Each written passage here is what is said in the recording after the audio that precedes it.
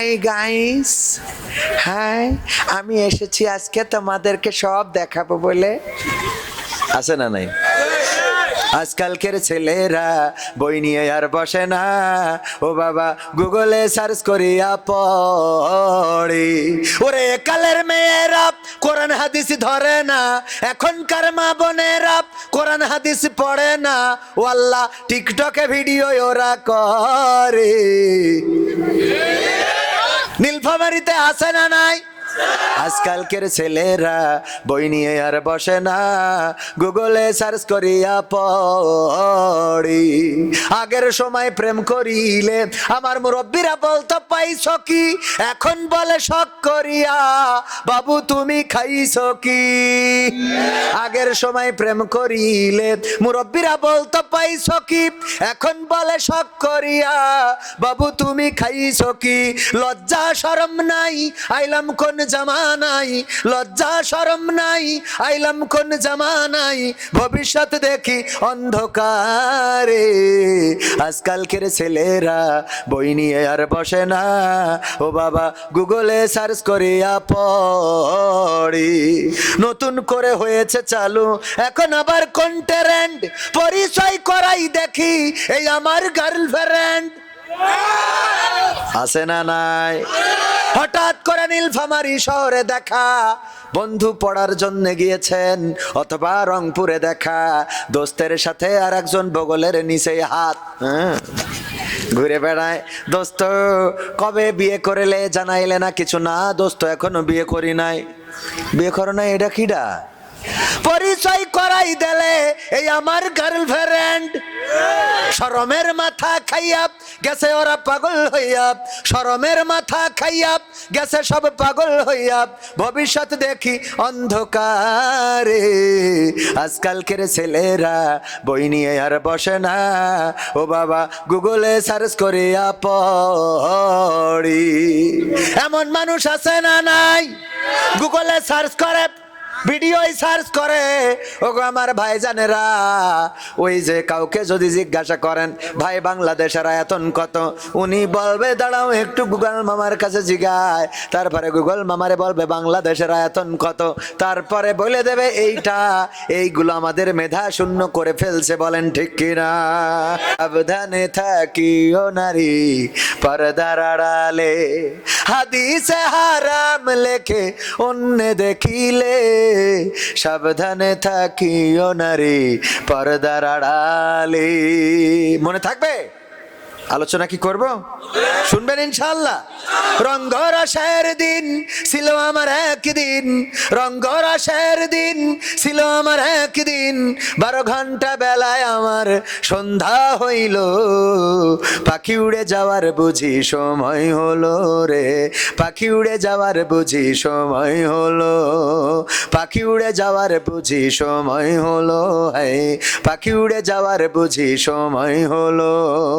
শরীরে চামড়া ছিল টান, মিষ্টি সুরে গাইতাম গান, গলার আওয়াজ আমার কত দূরে যাইতো।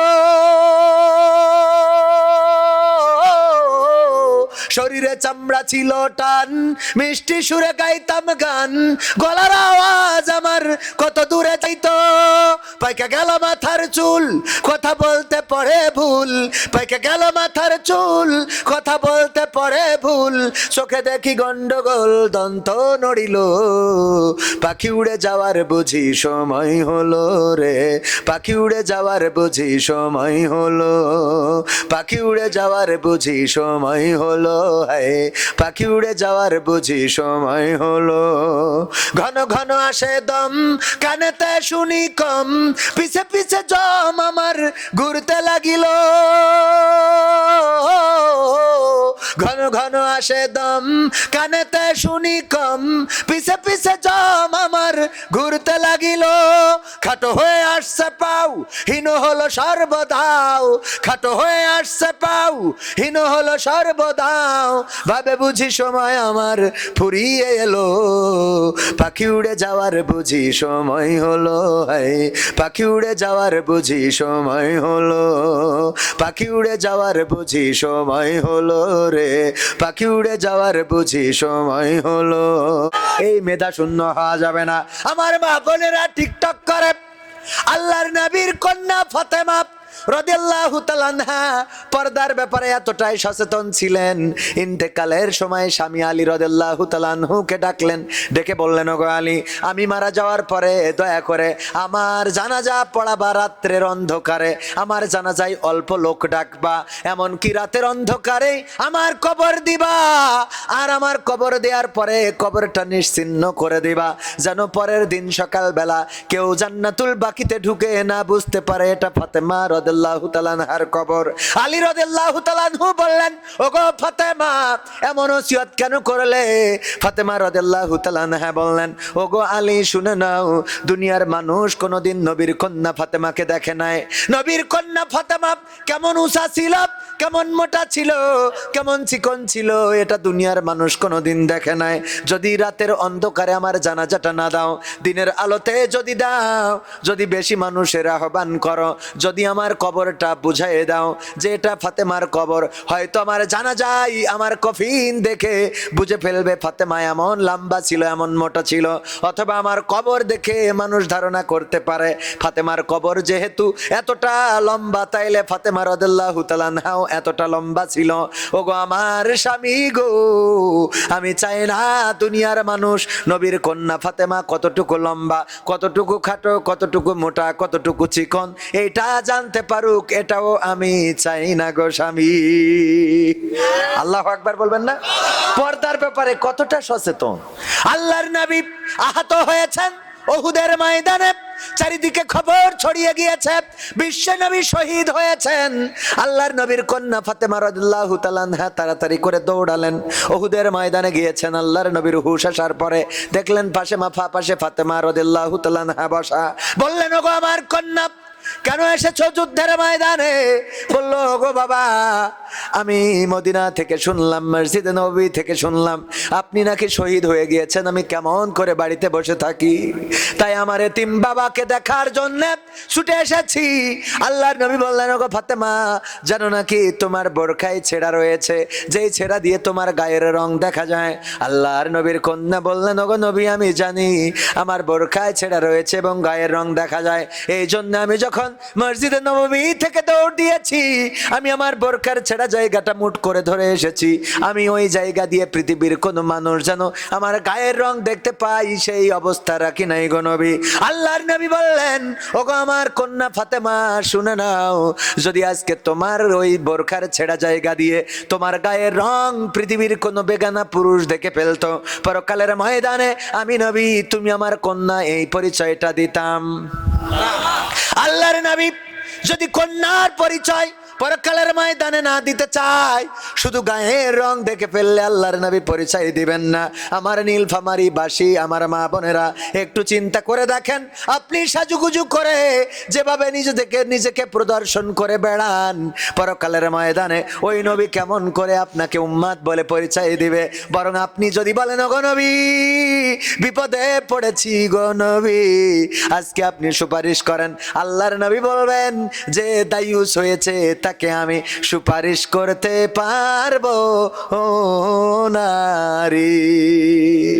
সেটা পতিতাদের আড্ডাখানা, এর চেয়ে মরাই ভালো, দেশ ছেড়ে যাওয়াই ভালো, এর চেয়ে মরাই ভালো, দেশ ছেড়ে যাওয়াই ভালো। কি হবে ধোকা দিয়ে বিবেকটাকে, কি হবে ধোকা দিয়ে বিবেকটাকে, কি হবে বেঁচে থেকে অযথা বিদ্যা শিখে যদি না গড়তে পারি শোষণবিহীন সমাজটাকে, কি হবে বেঁচে থেকে? তার মানে হলো, যারা ভার্সিটিতে পড়ে সেখানে পতিতা আছে না নাই, নর্তকী আছে, নায়িকা আছে, অশ্লীলতা আছে, মাদক আছে, ধূমপান আছে, অন্যায় অপকর্ম আছে। ওগো আমার ভাইরা, সেই ঢাকা ভার্সিটিতে সাদিক কায়ুম কোরআনের পক্ষের লোক, তারে এত বিপুল ভোটে বিজয়ী করেছে বাংলাদেশের মানুষ। সাদিক কায়ুম কোরআনের পক্ষে থাকার কারণে বিজয় দান করে দিয়েছেন কি? শুধুমাত্র ঢাকা ভার্সিটি নয়, অন্যান্য ভার্সিটিগুলোতেও চবি, তারপরে রাবি, তারপরে আরো চকসু, জাকসু, রাকসু, ডাকসু, সব জায়গায় বিজয় দিয়ে দিয়েছেন কে? আমার যুবকেরা যদি কোরআনের কাছে আসতে পারেন, যদি কোরআনের পথের পথিক হতে পারেন, আল্লাহ রাব্বুল আলামিন আপনার ইজ্জত দুনিয়ায় বাড়িয়ে দেবেন, আখিরাতেও বাড়িয়ে দেবে। দুনিয়ায় আপনার জীবনটা সহজ করে দিবেন, আপনার চাকরির ব্যবস্থা হয়ে যাবে। চাকরি যদি নাও পান, চলার রাস্তা করে দিবেন কে? আল্লাহ চাকরি দেওয়ার ব্যবস্থা করে দেবে, এমন করে দেবে যে আপনি চাকরি দিচ্ছেন। এই ব্যবস্থা আল্লাহ করতে পারে না? পারে না? সুতরাং কোরআনের পক্ষে, আল্লাহর পক্ষে, আল্লাহ রাসূলের পক্ষে, দিনের পক্ষে থাকতে হবে অত্র অঞ্চলের মানুষেরা। আলেমদের যদি কদর না করেন, পায়ে হাত দিয়ে বলবো, আলেমদেরকে সম্মান করবেন, ইজ্জত দিবেন, আল্লাহ রাব্বুল আলামিন দুনিয়া এবং আখিরাতে ইজ্জত বাড়িয়ে দিবেন। কোরআনের এই মাহফিল, এই মাহফিলে যারা এসেছেন, বসেছেন, আল্লাহ রাব্বুল আলামিন এই কোরআনের মাহফিলের সম্মানে অত্র অঞ্চলে যত কবর আছে, কবরগুলোকে 40 দিনের জন্য মাফ করে দিয়েছেন। বলেন সুবহানাল্লাহ। কবরগুলোকেও কোরআনের মাহফিলের সম্মানে, শুধু তাই নয়, বিশ্বনবী বলেছেন এই মাহফিল হলো জান্নাতের বাগান, রিয়াজুল জান্নাহ। রিয়াজুল জান্নায় যাদের বসার সৌভাগ্য হয় না, রিয়াজুল জান্নায় যাদের থাকার সৌভাগ্য হয় না, পরকালের ওই জান্নাতে যাবেন এত সোজা, কথা কয় না, এত সহজ মনে করেন? ওই জান্নাত এত সহজ নয়। ওই জান্নাতে কি যেতে চান আপনারা? কারা কারা চান? দুটি হাত দেখতে চায়। লিল্লাহি তাকবীর। আল কোরআনের আলো, আল হাদিসের আলো, আমার নেতা তোমার নেতা, নারায়ে তাকবীর।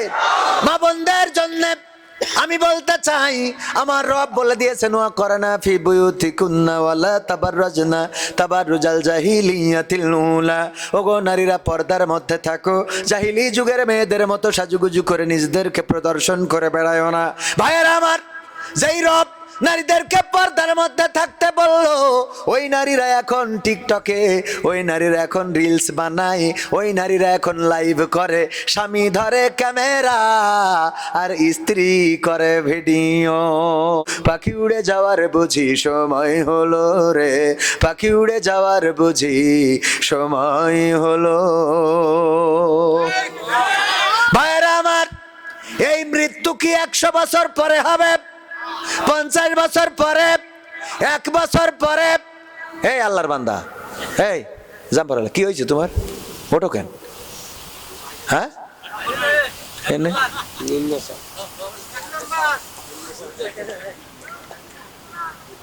এমনি মাহফিল কমিটি তেজ মেরি দিয়েছে রাত 12টার সময় দিয়ে, তারপরে ও গুছালা হুটহাট করে উঠছে। এটা কি মানে ফাজলামি জায়গা? এটা কোরআনের মাহফিল। কিসের মাহফিল? আপনি ইচ্ছা মতো মন চাইলো আসলেন, বসলেন, মন চাইলো না আপনি চলে গেলেন, এটার জন্য এটা না তো। এখানে আপনি আপনার ইচ্ছা মতো আপনি যা ইচ্ছা তাই করতে পারবেন না। আমার আল্লাহ বলেছেন, ওয়াইজা কুরিয়াল কুরআনু ফাসতামিউ লাহু ওয়া আনসিতু লাআল্লাকুম তুরহামুন। আমার আল্লাহ বলছেন, যখন তোমাদের সামনে কোরআন থেকে বলা হয়, কোরআন থেকে পড়া হয়, তখন তোমরা চুপ থাকবে এবং হৃদয়ের কান দিয়ে শুনবে, যাতে করে তোমাদের উপরে আল্লাহর রহমত বর্ষণ হতে পারে। আমার কথা না আল্লাহর কথা? তো আল্লাহ বললো চুপ থেকে হৃদয়ের কান দিয়ে। হৃদয়ের কান বোঝেন তো? এই কান না, কোনটা দিয়ে শুনবেন? ভিতরের কান দিয়ে। আল্লাহ বললেন আপনি আল্লাহর থেকে বেশি বুদ্ধিমান। এই জন্যই তো ভাত হয় না, এই জন্যই তো ভাত হয় না।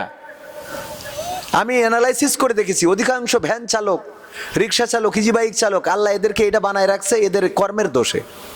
কিসের দোষে? কর্মের দোষে। কারণ কর্ম যার ভালো, আল্লাহ তারে ভালো জায়গায় নিয়ে যায়। কর্ম যার ভালো না, তারে ভালো জায়গায় আল্লাহ নেয় না, এটা নিবে না। আপনি মনে করেছেন এখানে যত মুরব্বী আছে, বয়স যৌবনকাল ছিল, কবরের বাসিন্দা হতে যাচ্ছে, হয়ে যাবে। আপনি থাকবেন না। আপনার থেকে 100 বছর আগে আপনার মতো মেলা মাতব্বার ছিল এই দেশে, ছিল না? কথা কয় না? 50 বছর আগে মাতব্বার ছিল, আপনার 50 বছর পরে কোনো মাতব্বার এখানে থাকবে না। বুড়ো হয়ে বাড়িতে বলবে চার দোকানে যেয়ে বসে থাকো। চার দোকানদার, আপনি দোকানে আসলে আমার কাস্টমার আসে না, বাড়ি যান। কবরে যাওয়ার জন্য ফরিয়াদ করা ছাড়া রাস্তা থাকবে না, যে আল্লাহ খালি আমারে উঠাই নাও। ঠিক। তো সেই দিন আসার আগে সেই দিনের প্রস্তুতির দরকার আছে না? আল্লাহ বললেন, ইয়া আইয়ুহাল্লাযীনা আমানুত্তাকুল্লাহ হাক্কা তুকাতিহি ওয়া লা তামুতুন্না ইল্লা ওয়া আনতুম মুসলিম। মুসলিমুন। ওগো ইমানদারেরা, আল্লাহকে ভয় করো যথাযথভাবে, আর মরো না যতক্ষণ পর্যন্ত না পূর্ণ মুসলমান আত্মসমর্পণকারী হতে পারো। আত্মসমর্পণ করতে হবে কার কাছে? আমরা আমাদের মতো করে এই হাত পা চোখ কান নাক মুখ দিয়েছেন কে? হাসপাতালে যান তো, যাদের কিডনির রোগ আছে অ্যানালাইসিস করতে হয় সপ্তাহে 2 দিন থেকে 3 দিন। এই যারা ডাক্তার আছেন শিক্ষিত আছেন তারা বোঝেন কি করতে হয়। রক্ত বের করে এক মেশিন দিয়ে রিফ্রেশ করে আবার রক্তটারে ঢুকাইতে হয়। এর জন্যে প্রতি সপ্তাহে 2 থেকে 3 দিন হাসপাতালে আপনার 3 থেকে 4 ঘন্টা 5 ঘন্টা সময় দিতে হয়, এবং ওই ফিল্টারটা কিনতে হয়, কারণ আপনার যে কিডনি নামক ফিল্টার আল্লাহ নষ্ট করে দিয়েছে। প্রতি সপ্তাহে অন্তত 2, 2.5, 3 হাজার 5 হাজার টাকা খরচ করতে হয়। সপ্তাহে নর্মালি 5 হাজার টাকা করেও যদি ধরেন, তাইলে মাসে 20 হাজার টাকা খালি শুধু আপনার রক্ত রিফ্রেশ করার জন্য হাসপাতালে দিতে হতো, আর সময় যেটা দিতে হতো সেটা দিত। আর এমনি তো বোর সাথেও তো থাকতে পারতেন না, কারণ মেশিনেরও কাজ হয়ে যেত। আল্লাহ যে আপনারা এই কিডনিটা ভালো রেখেছে, এর জন্য অন্তত শুকরিয়া আদায় করার দরকার না? হাই রে মানুষ, এই জন্য আল্লাহ জান্নাতটা দেবে পৃথিবীর থেকে কয় গুণ বড়? কয় গুণ? কারণ কি কোন দিন কোন কারণ হইলো যাবে তো কম লোক, জান্নাত থাকবে ফাঁকা ফাঁকা, কম লোকই জান্নাতে যাবে। সেদিন কয়দিন আগে ভূমিকম্প হলো না? ওই দিন যদি বাংলাদেশটা উল্টাই দিত, দেওয়ার পরে আল্লাহ যদি বলতো এই দেশের মানুষ যারা আসো ফজরের নামাজ যার যার হইলো মাফ করে দিলাম, বলেন তো জান্নাতে বেশি দিত না জাহান্নামে? তাহলে জান্নাত এই জন্যই বড়, আর জাহান্নাম হইলো সংকীর্ণ, ওখানে টাইট গ্যাদারিং, মানুষ গাদাগাদি করে থাকবে। কারণ সব তো জাহান্নামের জন্য কাজ করেছেন। মাহফিল ভাল লাগে না, জলসা ভাল লাগে না, কোরআন ভাল লাগে না, হাদিস ভাল লাগে না, দাড়ি ভাল লাগে না, টুপি ভাল লাগে না, এইগুলো ভাল লাগে না, তা আপনার আল্লাহ দেবে কনে? কবে তো যেহেতু ভাল লাগে না, তো জান্নাতও যেন ভালো না লাগে, তো জাহান্নাম দিলা। কথা কয় না।